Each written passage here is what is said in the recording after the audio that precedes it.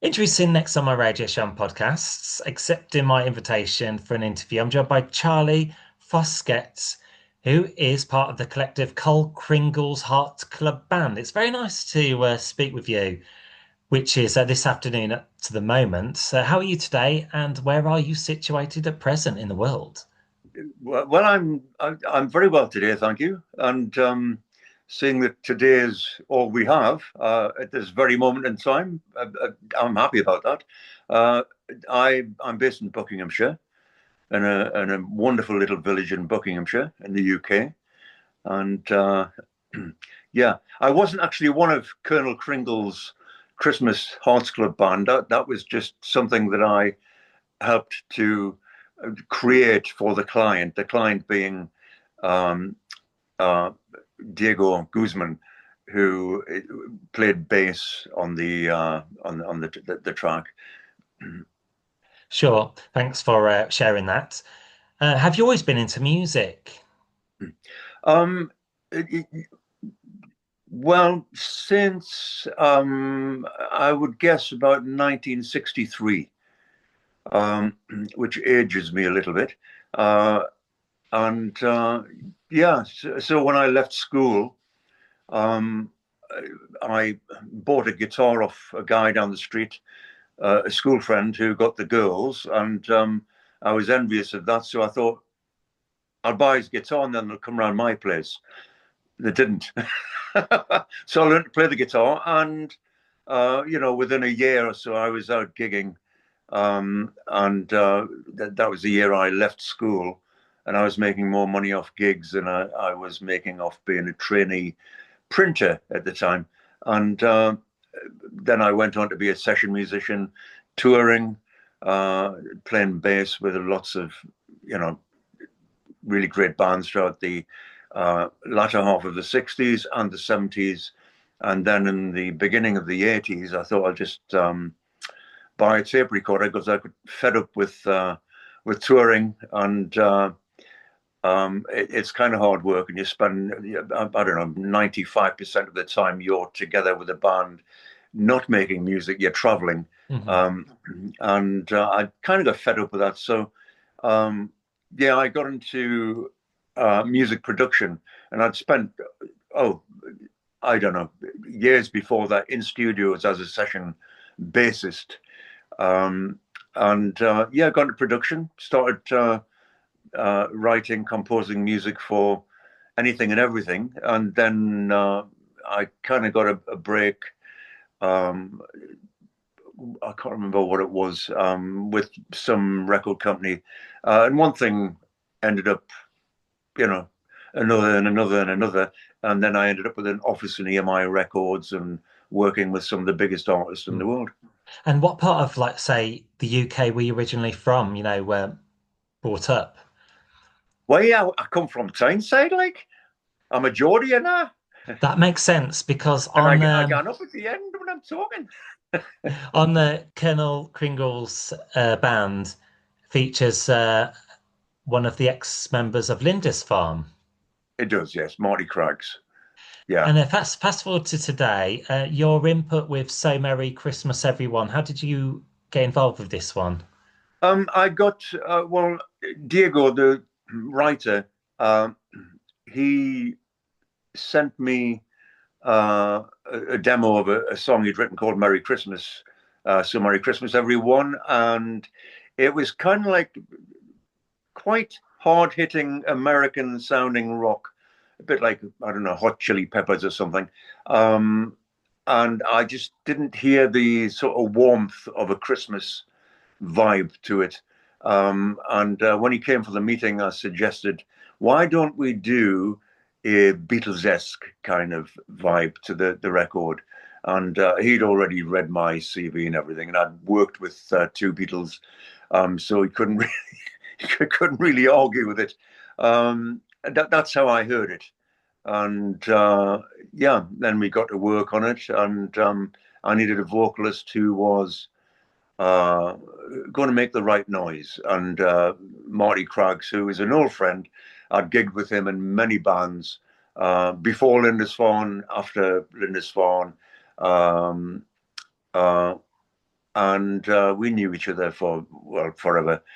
So Mark was the sort of perfect choice for the lead vocal. Then I decided halfway through it would be good as a duet, so I got my daughter to do the female part of it, and her name's India Foskett. She's oh, you know, she was born into a musical family. My wife's a great singer, writer, been an artist in her own right, and sold tons of records. So she had no option but to have it in her genes. So she did the vocals, the female part of the vocals on the record. And I was just kind of thinking of I guess, um, a kind of George Martin kind of vibe where when the Beatles got into, Sergeant Pepper's and creating tracks with strings, bits of orchestral stuff, and I wanted to encompass that, and so that's how it ended up sounding the way it does. So your helping hand really gave this record the festive finishing touches to it. Well, I hope so. I like to think so. I mean, every Christmas there's probably 90 zillion Christmas songs released, and I've heard a bunch of them. I just think what we've got there in "So Merry Christmas, Everyone" is streets ahead of a lot of stuff, and I think it's streets ahead of a lot of stuff that's already been a huge success. Um, it's very subjective as to what's good and what's bad, and what's whatever, tastes change. But for a Christmas song, I didn't want to produce just the usual lots of tinkling bells and a saxophone solo followed by reindeers and Santa on his sleigh, and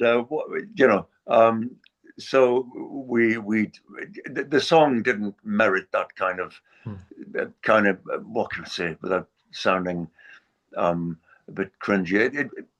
I didn't want it to sound kind of sugary and sweet. Just a really nice, warm, uplifting vibe, which I think we've created.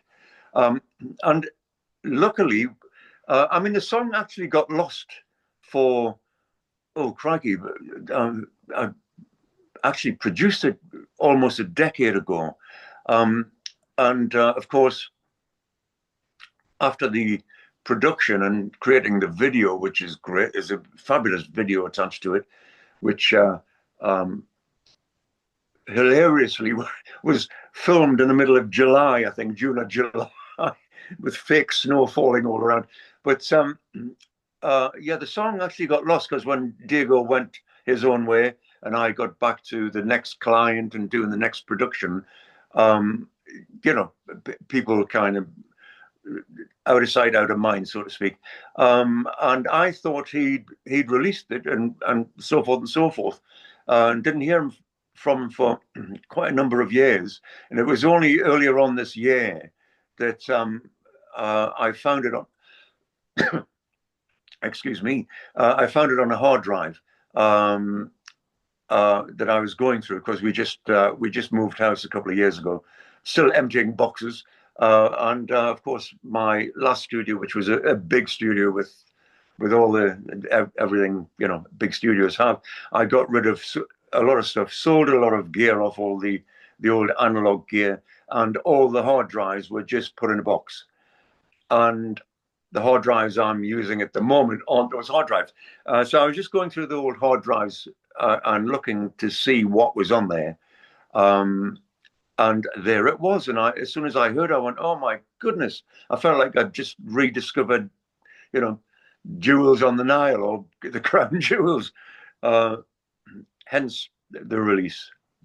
So, like an elf, then it's been sat on a shelf for a while. Yeah, it was well disappeared. And that's out now. What's it like, when people have heard your song on the radio or like your production on the radio? What is it like? What's the feeling like? The feedback, or just when someone Well, tells you? it feels you've done something worthwhile, doesn't it? Yeah. Whatever your whatever you're creating as a creator, whether you've painted a picture and somebody's walking around a gallery and they're standing looking at it, um, it just feels like it's appreciated. I mean, I've had lots of records out there for a lot of years, and yeah, you might be in a foreign country where they're not speaking English, and you're walking through a supermarket trying to suss what it is you're trying, and all of a sudden there you're coming through the ceiling. Mm. Yeah, it's great wherever it's being played and it's getting usage, shall we say? Yeah, that's good. And you released a song called Mexican Lassie as well. Is that you? Yes, it is. That's just a fun track we did. Oh, I did that absolutely years. That was done. When was that done? Oh, that was done 2 or 3 years before lockdown. It was just a fun track we did, and it was all based on Tyneside. It was a Geordie thing, shall we say, where some stupid Geordie guy meets a waitress who, in a Mexican restaurant, thinks she's Mexican, and And Hark, who goes there? Anything to do with Hark the Angels Sing, or was that just completely no, no, different? no, no. I guess you're on Facebook, are you? Are you on my Yes, YouTube? I was gonna ask you where people can follow you. Do you have a Spotify link or Um, Probably, yeah. I've got lots of stuff on Spotify. Um, uh, but where's the best for people to follow you? Like say, I guess if they your want to look at YouTube, they can find my work on there. Harku Goes There was a song that it came to me when we were first week of the first lockdown, where we were all panicking and thinking what's happening with the world, and we just all felt so incredibly vulnerable. That's what that's about, and the video connected to that too is very stark, with a kind of uplifting vibe at the end of it. But this is about so Merry Christmas, everyone. Not about all my old stuff.